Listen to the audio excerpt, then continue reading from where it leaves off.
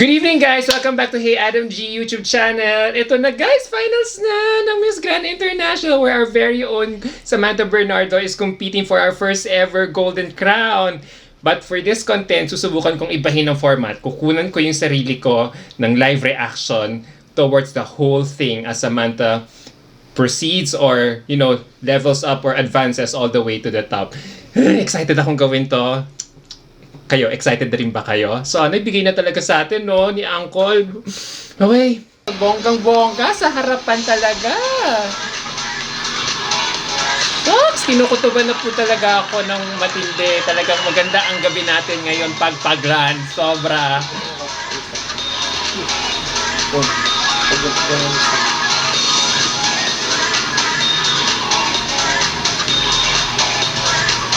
I love their opening outfits. Ang ganda. Reflects of the Thai culture gold or yellow. Tapos shining, shimmering, splendid. Ang ganda ni Valentina. Grabe. Wow. Bongga Thailand. Bongga MGI. Uhaw na uhaw ako sa glam and you're giving it all to us right now. Buhay na buhay ang dugo ko ngayong gabi. Kahit ECQ na.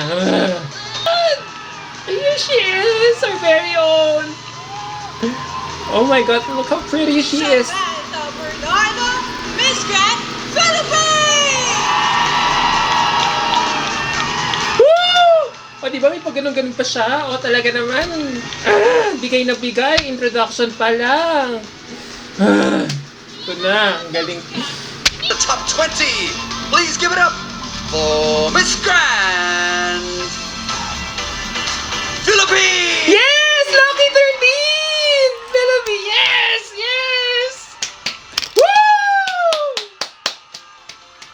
Akala ko tatawagin siyang last for audience impact pero ay, tinawag na siya sooner than later. Go, Sam!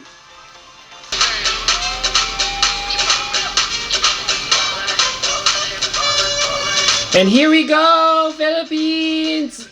Woo! Ito na! Granada walk! Philippines! Woo!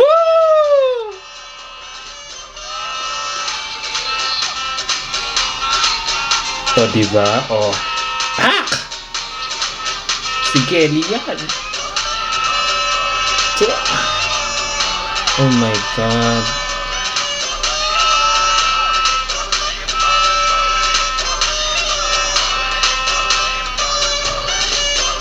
Grabe, Sam. Effortless. Alam mo yung control niya yung mga poses niya, pero markadong-markado. Ooh! 9.62! Miss Grand Puerto Rico! And of course, we Philippines have na yan. only one spot left. The last, but not least, number 10. In the top 10 here, filling it out is Miss Grand! Miss Grand! Philippines! Philippines! Yes! Of course! Mag-welga kami. Congratulations! Whew. Actually, no surprise. May scoring na kasi And she got the 4th highest score during the swimsuit competition. Wow, guys. O, diba? Look at that. Nasa gitna siya ng blocking. O, diba? Kung di ba naman ibig sabihin, sa Miss Universe, pag nasa unang huli ka tinawag, favorite ka. So, dito, ay assume talagang favorite siya. And for audience impact na rin. So now we're going to evening gown competition. But before we get to proceed with that segment, notice ko lang, magko-comment lang po ako. Guys, we're now going to the evening gown competition. But before we do that, let's review muna the swimsuit competition. Natuwa ako, parang actually, masaya ako na parang they're bringing some elements of the Miss Universe pageant way back in the day na talagang fina-flash yung score sa screen. Natutuwa ako, pero siguro over the years na nasanay ako na hindi ko nakikita yung scoring sa Miss Universe. So, pa nakikita ko yung scores nila, parang eto, sinusulat ko na. At least nalalaman ko na kung sinong papasok sa top 10. And no surprise, the girls who made it were the heavy favorites. Argentina, Brazil, Czech Republic, USA, Indonesia, and Philippines, among many others. So, alam mo yun, nakakatuwa talaga Talagang, alam mo yun, hindi ko na alam kung talagang meron na talagang preference yung mga judges at the back of their minds kung sinong gusto nilang makapasok. considering yung mga judges were the former Miss Grand International title holders who were judging online, who were judging the whole thing online. So, feeling ko naka-makeup na sila ng favorites sa utak nila. So, siguro talagang showcasing or talagang kokoronahan na lang talaga nila kung sino yung gusto nila makoronahan mamaya. So guys, in terms of swimsuit design, I really like it better this time around because I think the cuts were more flattering for the figures of the girls, unlike nung preliminary competition na nakikita na talaga yung singit nila, yung side boob nila. But this time around, medyo tasteful ang pagkagawa ng MGI swimwear for the top 20 swimsuit competition. In terms of choreography, hindi na rin ako na wow because kung ano yung choreography and blocking nila nung swimsuit preliminary competition, yun din yung nakita natin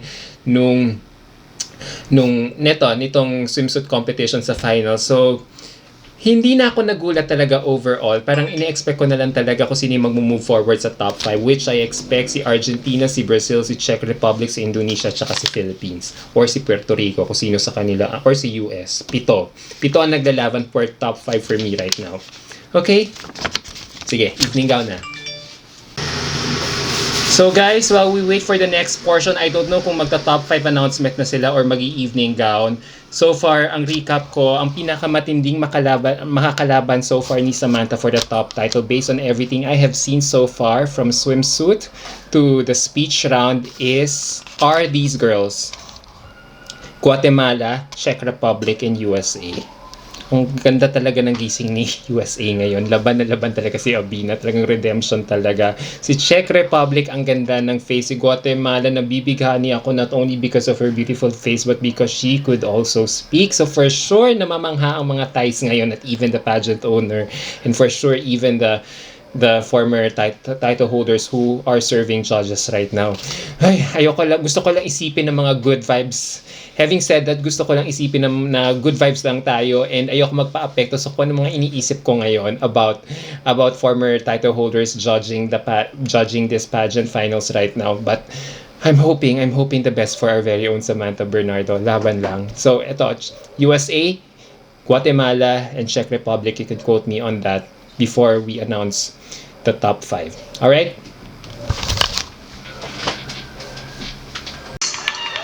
The na Philippines! Go Samantha!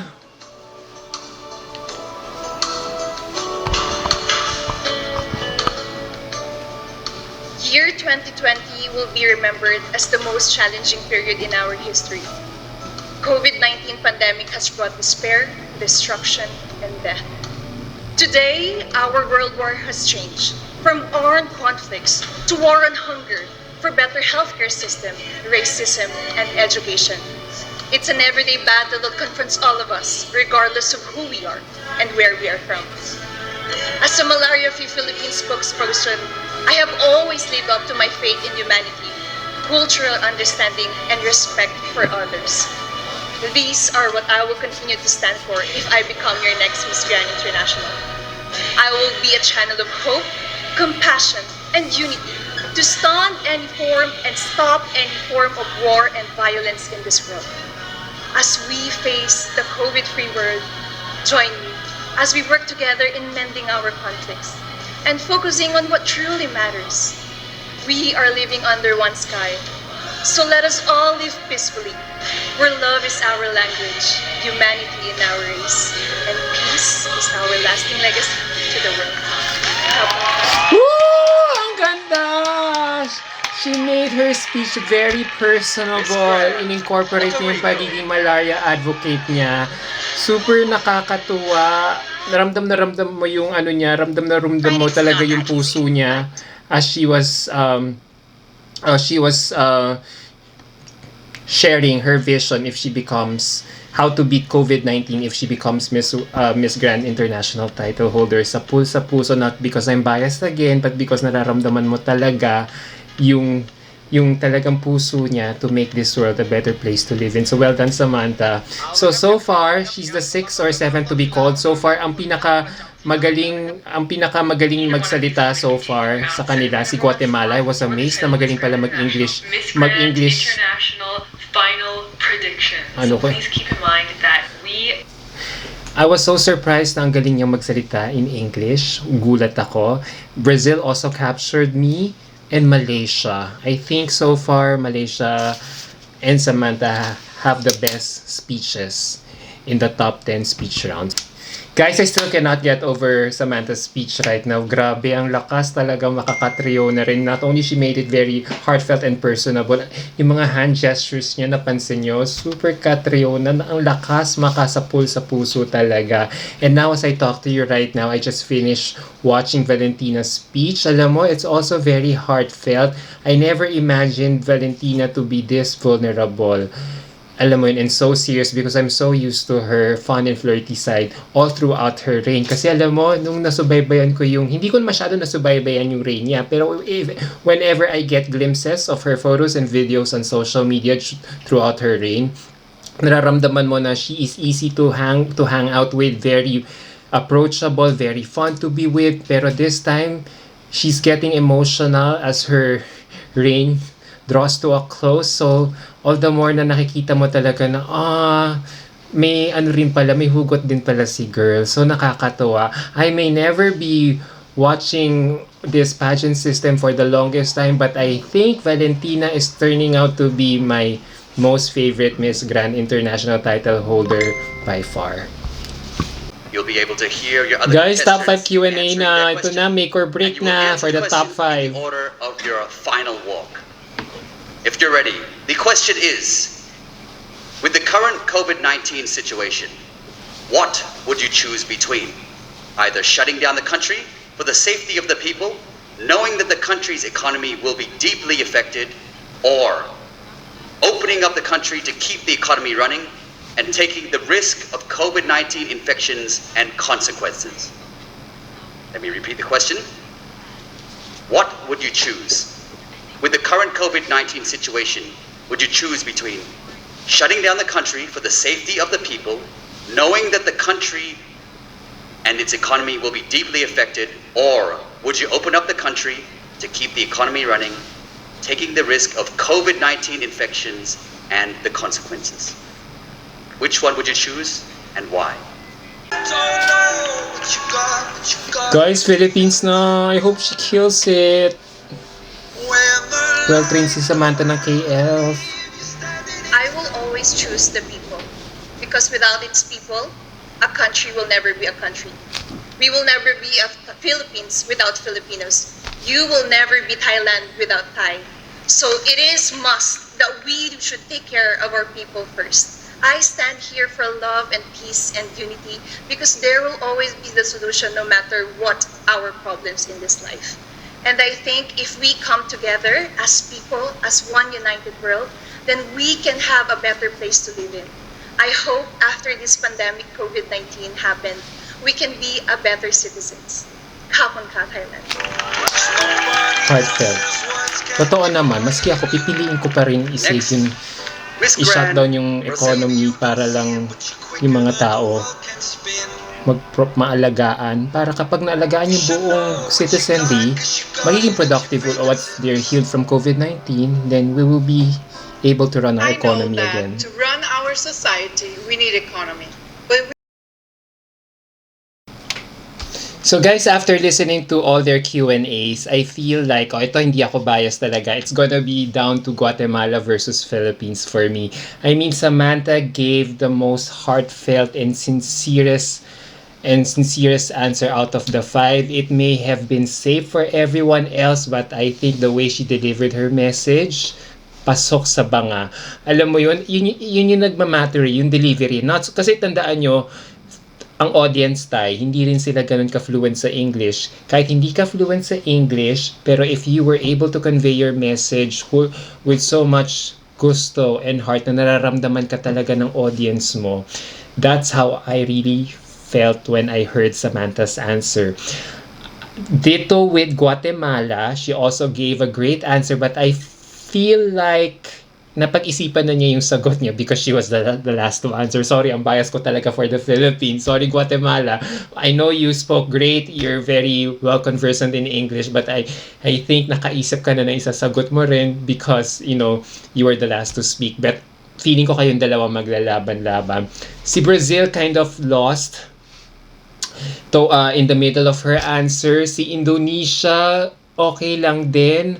Hindi ako ganun na-impress. Hindi ganun ka-powerful yung ending niya na sinabi niya, I just want to work. And because of that, I want to work with the Miss Grand International Organization. So, she really struggled a bit. Si USA, medyo disappointed ako because out of the 5, she was the most fluent in English. I don't know if the nerves got her.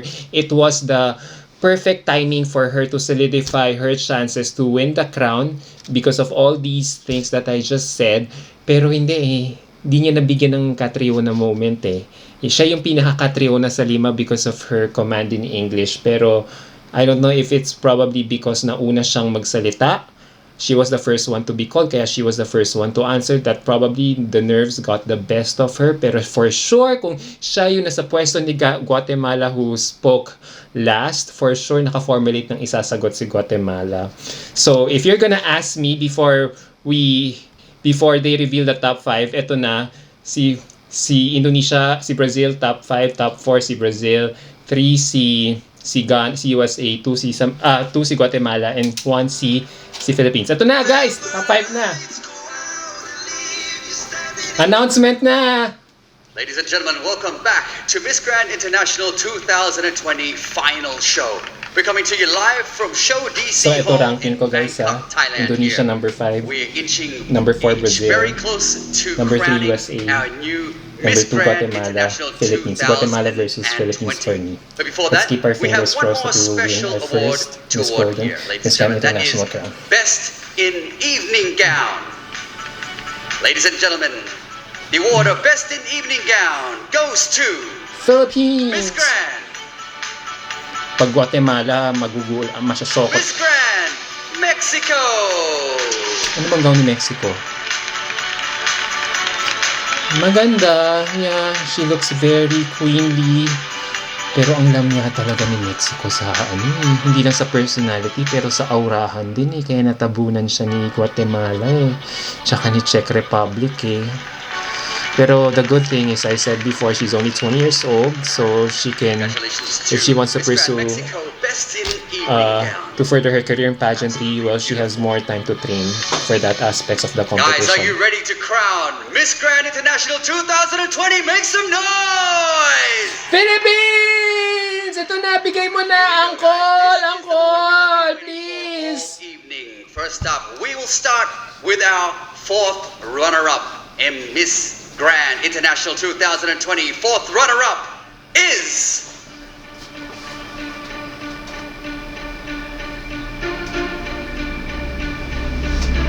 Miss Grand Brazil. Okay.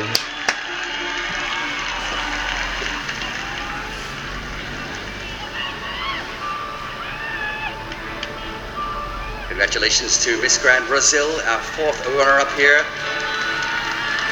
My God. MGI 3rd runner-up 2020. Indonesia or USA. Please. Pag Philippines, iiyak ako talaga. Magmumura ako. Okay guys, we've had our 4th runner-up. Next up will be our 3rd runner-up. Who will she be? Indonesia, USA. Our 3rd runner-up, Miss Grand International 2020 is Miss Grand Indonesia!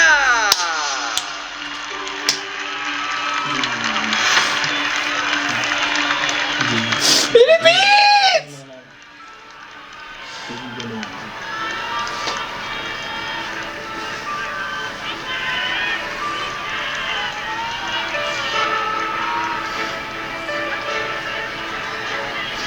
Ito na guys. Less than 1 minute before Samantha, before we get to know if Samantha will be that person. USA, let it be USA, please. 2nd runner up. Let it be USA, let it be USA, let it be USA. Ladies and gentlemen, something very strange has happened here. We have 3 remaining contestants. It seems that we cannot continue to announce the results because their scores are even here. Huh? The remaining contestants' Ano to? scores are even. Therefore, Our Miss Grand International President, Mr. Nawat Isurak Raisin, has made the decision to erase their scores.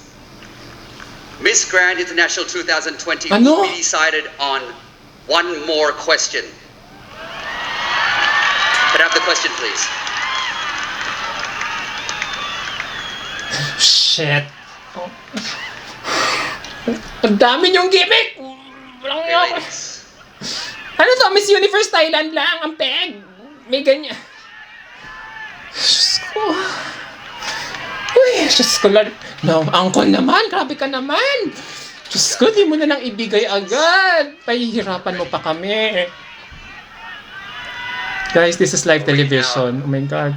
One extra question here. Ladies, listen carefully. If there is only one dose of COVID-19 vaccine left, you have to choose who to give it to. Either between a 15-year-old or a senior citizen of 70 years old. Shit. Who would you choose to give it to and why? 15-year-old. repeat. I will If there choose is only 15-year-old. one dose of COVID-19 vaccine left, Kasi that you young have to guy choose who to or give it to. person Either a can do 15-year-old so much more or in a his 70-year-old lifetime. senior citizen. Which one would you give it to and why? Shit. Samantha! Sana nag-iisip ka na ng... Miss Grand, United States of Sir America. Roger, yung spirito mo, please, tumanig. Please, Samantha.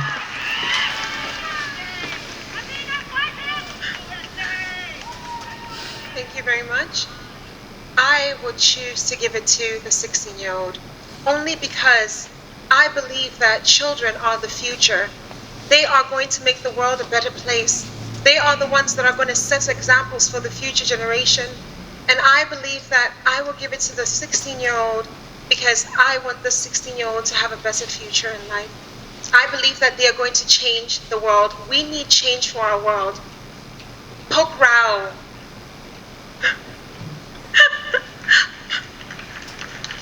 Poke Rao. Tongan. Santipab. Grab Kunma. Pualo Kong Rao. Kabkum ka. Hindi ko na-gets, pero sige, nakuha, benta na naman sa Next answer, audience. Miss Grand, Philippines.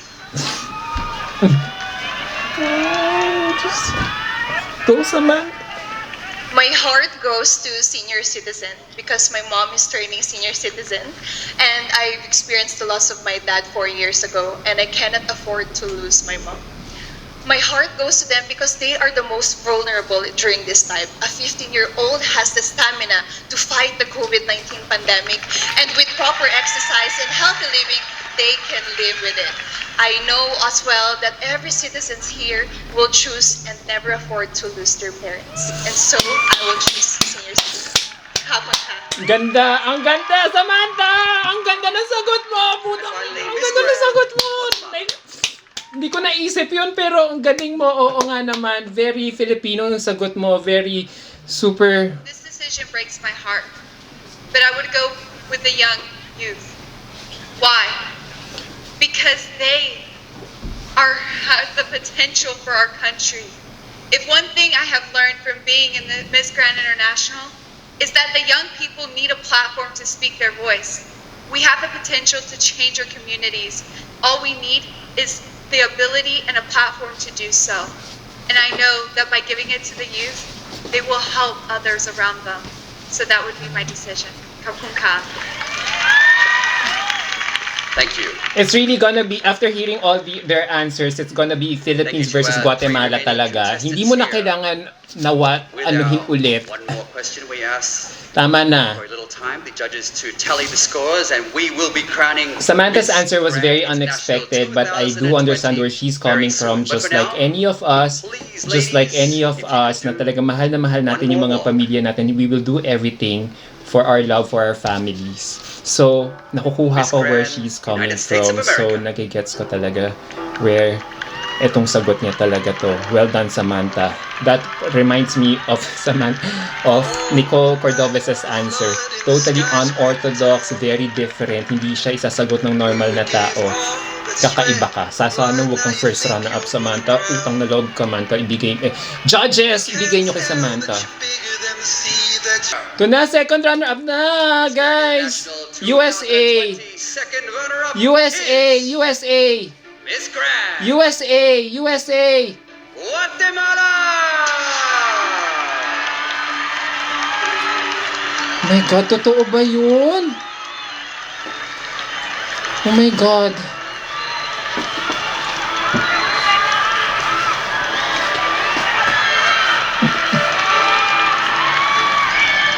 My God! Wow! Make some noise, guys! Our second runner-up. Samantha na to, guys. Samantha na to. Samantha na talaga to. Two ladies. KF, panalo na kayo. Congratulations in advance. USA trained with KF for this pageant and during her previous pageants, previous pageant experience. Samantha na to, guys. Samantha, if USA will win, ay nako. Two beautiful ladies stand on our stage here. One, Miss Grand International 2020. The other will be our first runner-up. Bigay nyo na, Uncle! Uncle! She cannot. Samantha! Who do you like, guys? Make some noise. Come on. I gotta hear you. Who's it gonna be? Philippines! Who is our winner going to be this year with the Golden Crown? MGI 2020. This is the moment.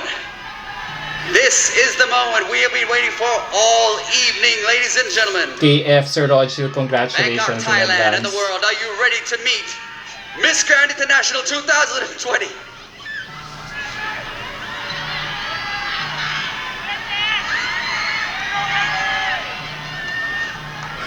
Ladies and gentlemen, Philippines!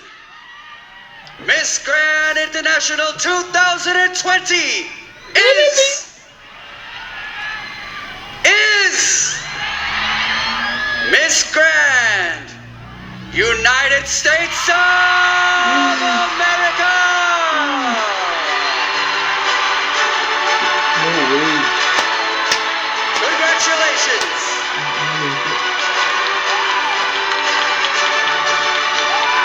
A huge congratulations to Miss Grand Alam kasi matatalo United si States of ano. America. Alam kasi Taking matatalo home si the Miss USA Grand sa International unang question. 2020 crown this evening. Make some Kaya inulit eh. noise! Oh yeah!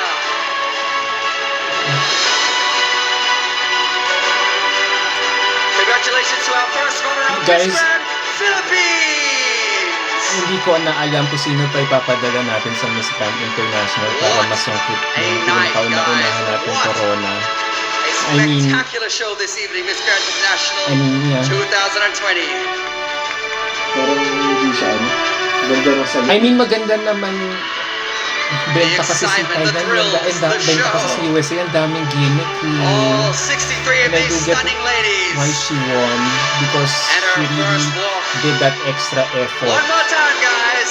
Miss Grand to make International herself stand out in terms of 2020. learning the language, the culture. So siguro nakita talaga behind the scenes. Hindi. Talo kasi siya dun sa unang question. Pero if you, ano ba, paano bang basis na ito? Overall ba o dun sa sagot lang nila sa top 3? Kasi kung top 3 yung sagot, then Samantha gave a better answer. But ayoko nang magalit, ayoko mainis, I'm happy pa rin na we got our redemption for masaya naman si Samantha, nakikita. For being unplaced for the past 2 years, the first runner-up this year, so better luck next time na lang talaga.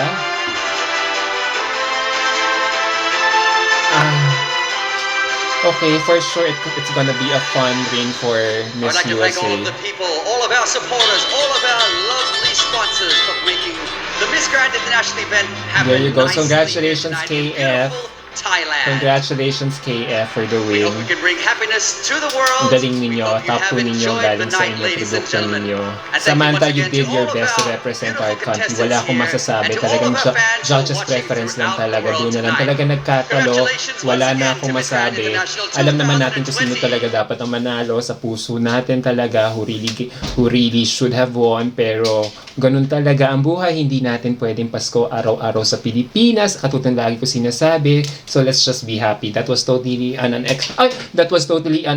unexpected choice, but I really respect Miss Grand International Organization's decision to crown Miss USA. See, to be fair with Miss USA, she really, worked hard. This is her third international pageant, from being unplaced in Miss Universe in 2014 to placing in top 20 sa Miss Earth, and now big time redemption, Miss Grand International crown. So, ay, ganun talaga. Talagang ganun all that. So, talagang mailap talaga sa atin ang Miss Grand International crown. So, pero di bali ang importante, grateful tayo na nakapasok all the way to top 2 si Samantha Bernardo. Okay, good night guys. Masaya ako, Samantha. Congratulations in advance. Congratulations sa inyo in advance. No doubt, talagang you really performed to the best of your ability, and talagang it's just so sad na talagang may mga bagay na beyond your control na hindi na natin talaga kayang alam mo yun, kayang i-try i-sink in sa kandidatura mo, sa candidacy mo to be our first ever Miss Grand International winner. So guys, hindi ko talaga magets eh. Alam mo, I don't know what the judges were thinking. I know we have to respect their decision, but this reminds me, what happened to Samantha right now reminds me of what happened to Janine Togonon in Miss Universe 2012, na talagang she gave a very flawless presentation from start to finish, pero hindi lang talaga siguro kinulang kinapos towards the end, probably because of judges' preference, pageant owners' preference, or probably the stars did not just align for Samantha a while ago. Hindi ko talaga alam eh. Alam mo yun. So, kasi kung iisipin mo talaga, if you really try to analyze, sana, guys, kung sinong kung magko-comment kayo, paano ba nila ginajudge ang MGI based on the top 3 or overall assessment from start to finish nung pageant finals? Kasi if you're gonna really think hard about Samantha's answer, na talagang ipaprioritize niya yung senior citizen na mabigyan ng COVID-19 vaccine. Ang ganda talaga eh. From a medical point of view, talaga naman ang priority talaga na para ma-vaccinate, di ba, yung mga senior citizens. Kaya katulad ngayon, di ba, next month, yung government natin uumpisahan ng pagbakuna sa mga senior citizens natin. So, may point eh. And she was able to nail it because she was able to defend her answer. Again, tama nga yung sinabi ko na reminds me of Nicole Cordova's answer in 2016 where it was kind of different, unorthodox. So, hindi ko talaga alam mo yun. So, it just doesn't make sense talaga eh. Pero, at the end of the day, ganun talaga. Hindi ko na talaga alam sino pa dadala natin sa MGI. Sino pa? Si Aya? Sino pa bang mga fears na... Hindi ko alam, pinagtitripan ba talaga tayo? Alright guys, good night everyone, and see you on my next video. Bye!